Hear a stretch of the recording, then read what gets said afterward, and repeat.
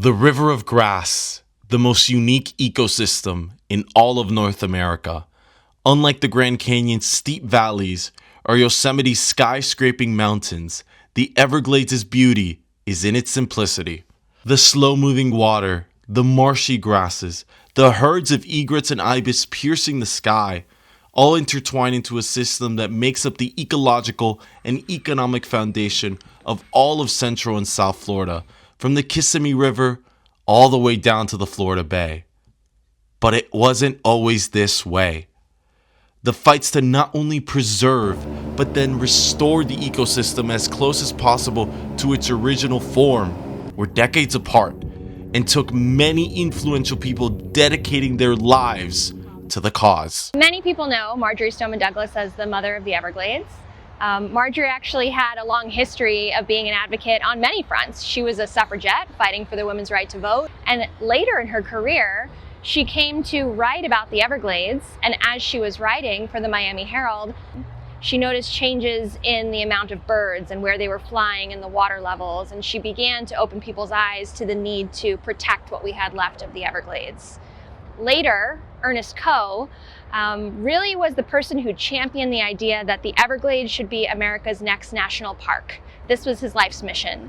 The story goes that Ernest Coe would take members of Congress from both sides of the aisle out into the Everglades in a Goodyear blimp, because he felt that if people could see the Everglades from above, the enormity of it, they would be compelled to want to protect it. And the creation of Everglades National Park in 1947 on its own was a trailblazing achievement for advocates like Stoneman Douglas and Coe because of what it represented. Something really unique is that Everglades National Park was the first park established for its biodiversity. We knew from the beginning that the Everglades is all about the life, the plants and the animals and the water flow. And it was also one of the first times we acknowledged that a national park was coming into public ownership in disrepair, that we would need to invest in the ecosystem of the Everglades to protect this place. That investment in the park, however, would take more than 50 years to be signed into legislation in the form of the Comprehensive Everglades Restoration Plan passed in December 2000 by then outgoing President Bill Clinton. But the result, as seen in this now iconic picture, was an anomaly in both Florida and national politics. Here, Clinton is flanked by a bipartisan ensemble, including lawmakers that were conservative hardliners and Florida Governor Jeb Bush, while the Supreme Court was dealing with the fallout of one of the tightest presidential elections in history between his brother George W. Bush and Clinton's Vice President Al Gore, in a year where Florida was the deciding factor.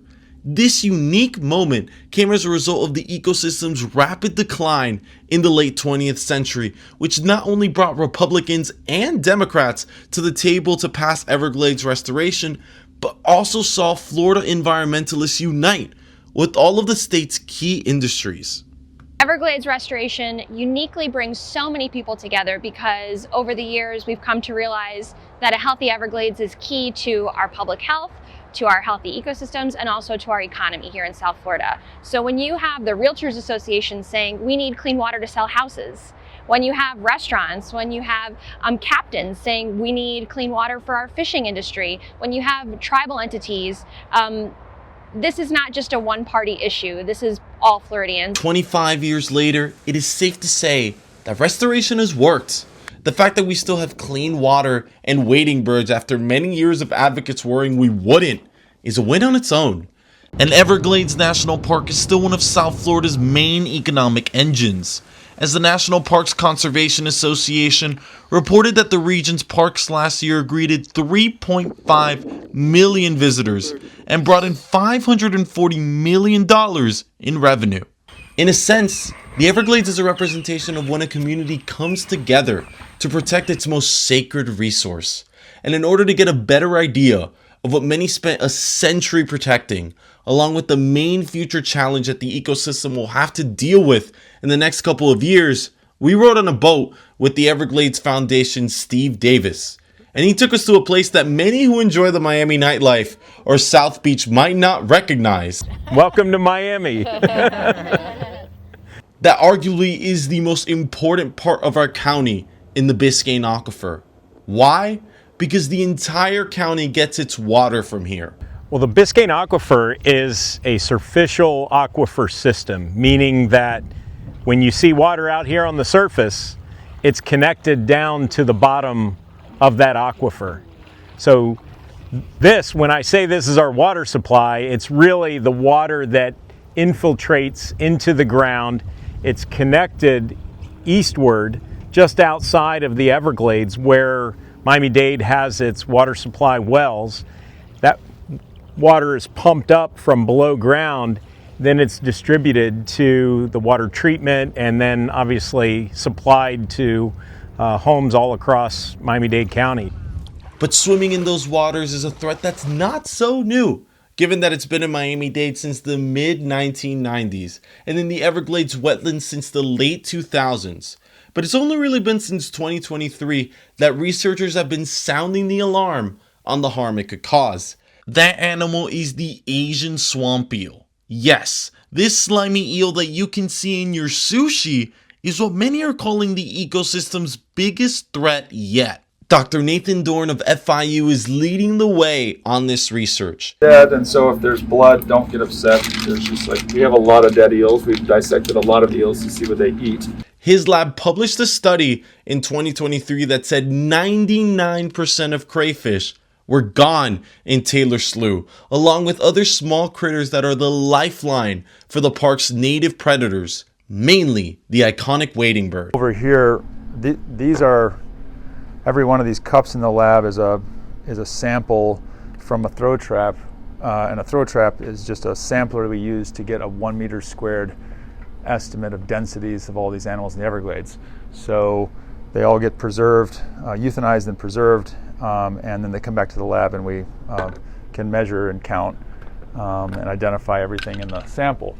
So if we just look in here, here's a crayfish. That's a small adult or large juvenile crayfish. They start even smaller than that. This is a shrimp here, but there's a crayfish. So these are the food of the eel. These are also the kinds of prey, especially when they get to crayfish, when they get to this size, the wading birds would like to eat. So the more of these we find, the better for the birds. But this is exactly what's disappearing from a lot of parts of the Everglades as the eels invade. This imminent threat has led researchers to claim that this species is more dangerous for Everglades biodiversity than all of the more massive creatures it houses. And it's simply because the eel attacks the heart of the Everglades, its wetlands. Their ability to consume what were the prey base for the wetland component of the Everglades, which is the major component of the Everglades. If they're able to decrease biomass by that much, then I think we're going to have a big problem. And when we asked the University of Miami researcher Chris Searcy about what's at stake if the eel spread is left unchecked, he basically said, take your pick. As a community, we've decided we care about the Everglades, right? Yeah. We're investing billions of dollars in it. And whatever part of the system you find most inspiring, I think invasive species have the potential to undermine all of them. So now that we know what's at stake, what are researchers like Dorn doing to stop this? Well, let's start with the fact that there is no concrete solution for now, and researchers are still in the beginning stages of crafting one. But take a look at this method researchers call electrofishing. Looks and sounds a bit intimidating, but here's how it works. These two metal structures in front of the boat work to temporarily stun the eel just in time for it to be captured. However, FIU researchers say they see more concerning signs every time they go out. In September this year, I caught 7 eels in one season compared to 3 eels across 5 seasons. This year was a particularly dry season where areas that didn't normally dry out all the way did end up drying out all the way. And those are really good conditions for the eels to thrive in because they can breathe air. So they can go on land and they can burrow in the sediment, and they just do really well in very dry conditions in a way that other fish don't necessarily do so well. The eel has already been spotted throughout a majority of the Everglades, and some worry they may never get out. But that hasn't stopped researchers' work because they say it would throw a major curveball in restoration. Have to learn how to manage the water while also combating the problem of multiple invasives in the system in order to protect our native wildlife and our native ecosystem and help to restore the flow of the Everglades in order to do that. And the same way this story of restoration started is the same way it will have to continue, as activists and researchers agree that this is an all-in effort. Everglades restoration can feel very intense. There are a lot of acronyms, there are a lot of very specific scientific aspects to these projects, but really the Everglades is about people, our connection to this place, our need for the Everglades to be healthy if we want to be sustainable here in the years ahead. And so this is an all-in effort. We want people to be learning about the Everglades, exploring the Everglades, and being involved as advocates to help protect this place.